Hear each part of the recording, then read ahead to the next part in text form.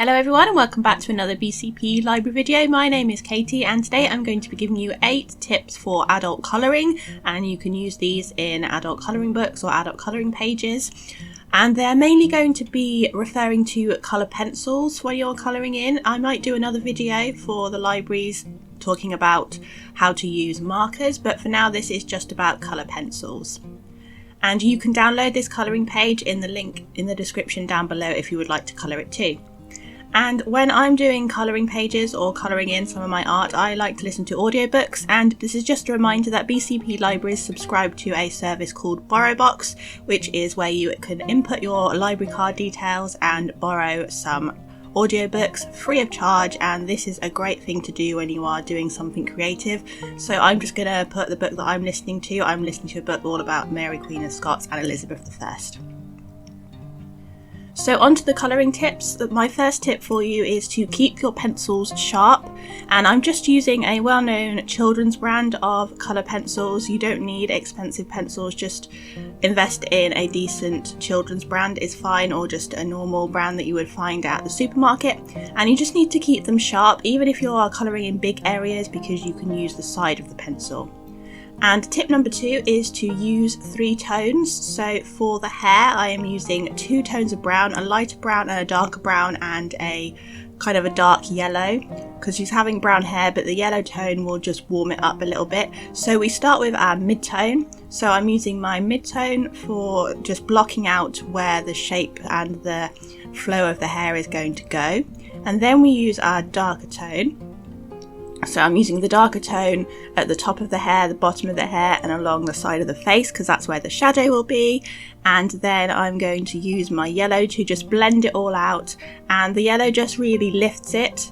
So just finishing off the yellow here,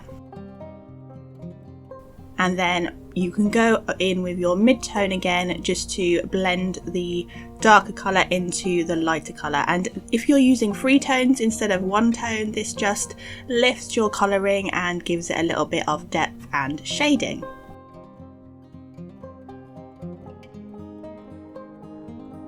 So my next tip for you is to use your eraser, and what this can do is it will lift some of the colour off. So I'm doing it with the hair just to add some highlights. I'm just lifting some of the colour off where the highlights would be, and that just makes it that little bit lighter and just gives it that little bit more of a 3D effect. So you can use your eraser to add highlights, or even to just blend a little bit, especially if you're doing a big area where it looks a little bit grainy. You can use your eraser just to blend out to get rid of the grainy look.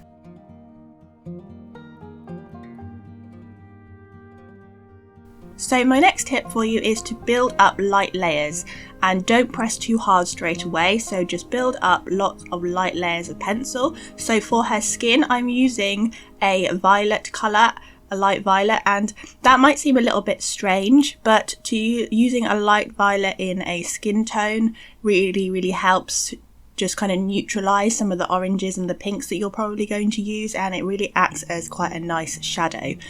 And if you're doing a darker skin tone, you can just use a darker purple for this.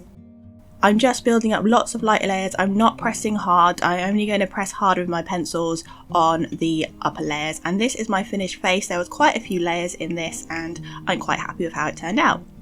So my next tip for you is to limit your colour choices. So for her dress and her feathers, I'm just using some greens and blues. I'm not going to do lots of different colours. You can do lots of different colours because this can work quite well, but also you can just limit your colour choices so you're not using a lot of colours, and this can make your colouring page look nice and cohesive.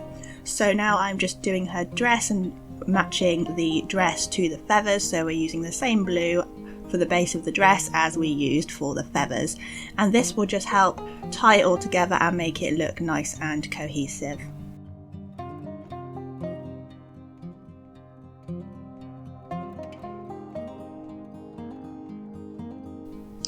And my next tip for you is to use the white pencil to blend. So as well as using an eraser, you can use a white pencil to blend it in your colours, because the white pencil isn't always that useful, but I find it quite useful for blending, and especially in her face.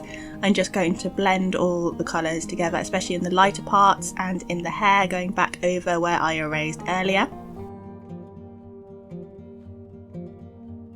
After that, I am going to add some gel pens, because gel pens will go over the top of colour pencils. So I'm using some sparkly gel pens just to colour in her jewellery, and just adding a little bit of lift to certain areas. So I'm putting it in the dress and just adding an extra pattern in a sparkly green. But gel pens you can pick up quite cheaply, and they are quite good for adult colouring. You can even colour the whole page in gel pens if you want to. I'm just adding a little bit of sparkle to her necklace here, and I've added a little bit in her eye too. So my final tip for you is to not use black when you are shading, and this might seem quite tempting to do. You might think, oh yes, a black is going to shade really nicely, but it really does kind of deaden the colours a little bit. So use a blue. I used a blue in the hair just to add extra depth to the shadow, and a brown on the skin. So here is my finished colouring page.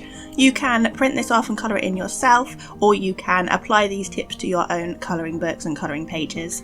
But that's all for this video. I hope you found it useful, and I will see you in the next one.